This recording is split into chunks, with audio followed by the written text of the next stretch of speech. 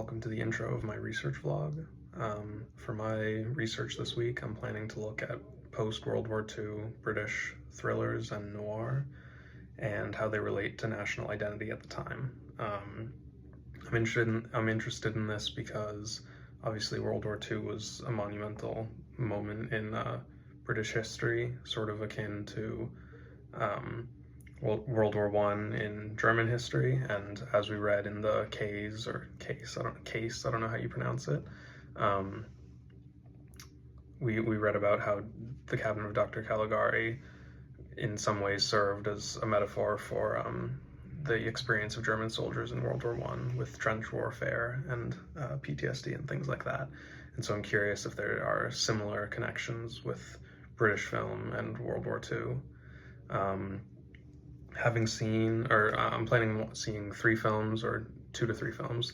The Third Man, It Always Rains on Sunday, and The Fallen Idol, and this will consist of 3 to 4.5 hours, and then the rest will be online research, looking at the Olin Library resources online, and then also obviously going there in person, and maybe finding interviews or videos online that relate to my topic. But I'm hoping to kind of find something similar to what we read with Dr. Caligari in these films. And having seen The Third Man already, I'm hoping to look at certain film techniques. So in The Third Man, Dutch angles and very stark kind of expressionist lighting are used, as well as deep focus, deep focus that kind of emphasizes the bombed out cities. And I think I could, I'm hoping to see how that relates to national identity in Britain at the time, and how it may emphasize certain parts of British culture post-World War II, along with certain narrative themes like moral ambiguity and a loss of innocence that I noticed in The Third Man, that may or may not be present in the other 2 films. So I couldn't figure out how to record my screen for this, but this is right before I'm about to head to Olin, and I found a very useful resource online as I was just perusing the internet, and it's a essay by Paul Schrader called Notes on Film Noir, and he talks specifically, and this is in an American context, but it's still useful for me. He talks specifically about the way film noir is kind of, and the crime film in general, is sort of like a perfect, reflection of sort of the attitudes of soldiers returning home, as well as he also talks about film techniques in particular and how they kind of emphasize certain themes and emphasize certain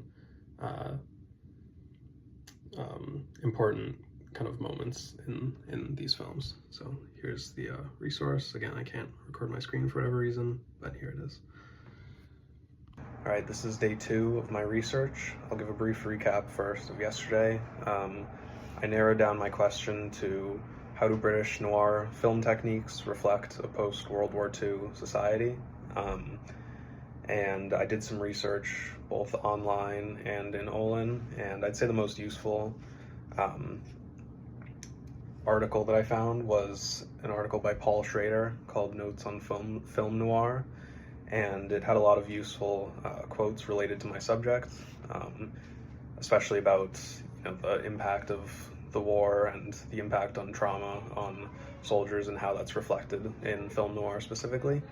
And just a general note, film noir is essentially an American movement, but it's also certainly present in other countries. So I'm gonna have to kind of extrapolate some of the research that is done specifically on American film and kind of apply that to things going on in Britain at the time. And so I'm planning to go to Olin right now and see what other things I can find. I'm hoping to find another resource kind of similarly useful, or maybe just something, or either something like historical about Britain at the time that I can maybe then connect back, or something specific to The Third Man, because I think that's going to be the only film I'm planning to watch. So I just spent about an hour at Olin looking through some of the books in the library, and I came across a few interesting texts and thankfully enough things specifically on the third man that I think it can be like very much the focus of my entire research rather than just one of a few films I look at. And specifically, I saw a text talking about the character of Harry Lime in The Third Man and how he represents kind of the British view of America in the post-war. So Harry Lime in the film has basically ex-Nazis, it's implied that there's ex-Nazis working for him. And this is sort of analogous to the US basically using ex-Nazis to promote its European interests post-war. The Gehlen organization is a famous example of that, and as well as US corporate interests helping shape Europe. And so that element of the film can be seen as reflective of that element of the post-war landscape. And then I also saw another text talking about film noir in general, talking about the symbolism that mirrors can play in these films, as well as high angle shots kind of showing vulnerability of the characters. And so I think I can use those two concepts to my advantage. Okay, so today was my third day of actual research, and I went to Olin again after finding some texts through the online library that I thought could be helpful to me. And one that I found that was especially useful, and this was to talk about film noir techniques in general and kind of the functions they can serve in the narrative, was this guy Alain Silver and his essay that was called Film Noir, Light and Shadow. And he talks about the lack of balance a lot in in the framing that happens in film noir. And this is something I noticed when I watched The Third Man again, which is just how incredibly unbalanced a lot of the frames are, and a lot of the compositions are. And so he talks about that lack of balance and how that creates tension.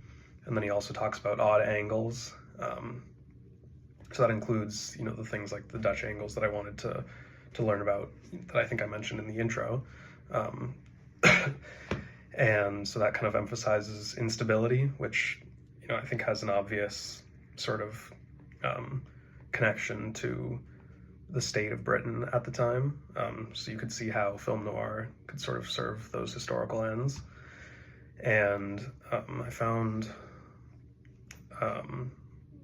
he also mentions that moving, tracking shots are relatively rare in film noir, and that they are often tied to the specific emotions of the character that's being tracked, rather than just kind of another narrative technique that gets thrown around, like any other.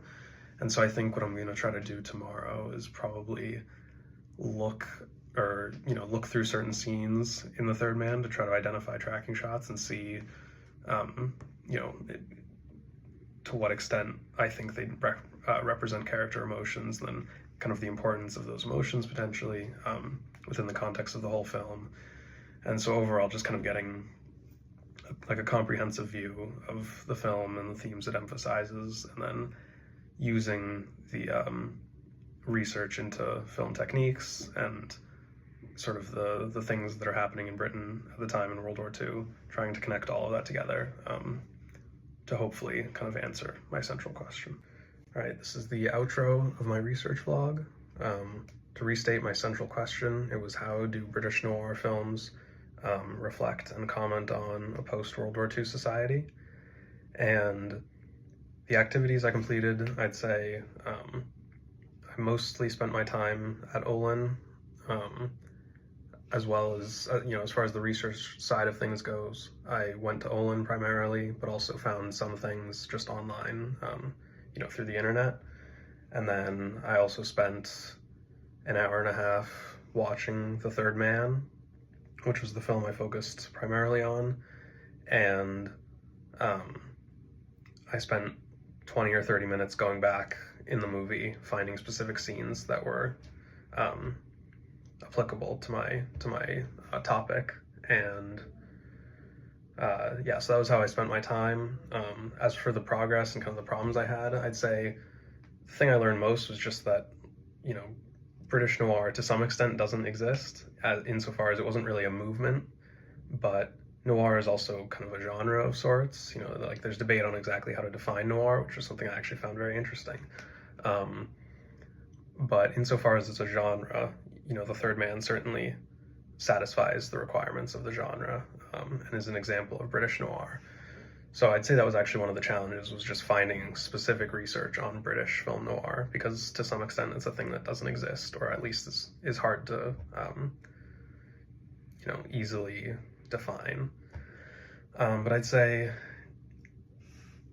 you know, I came a long way throughout the research. Like at the beginning, it was honestly very daunting, and I put off the research week for a long time because I always felt like I was going to need more than 10 hours, and like, you know, I was going to need all this stuff. But as it turned out, once I kind of sat down and started actually reading sources, it kind of flowed a little bit naturally. And I'd say at this point, the amount of research that I did could have been, like, I could do it next week in, you know, significantly less time.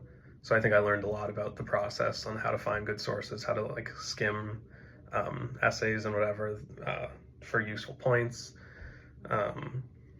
Yeah, so I learned a lot, and I think I satisfied like my goal of learning about British film noir and World War II.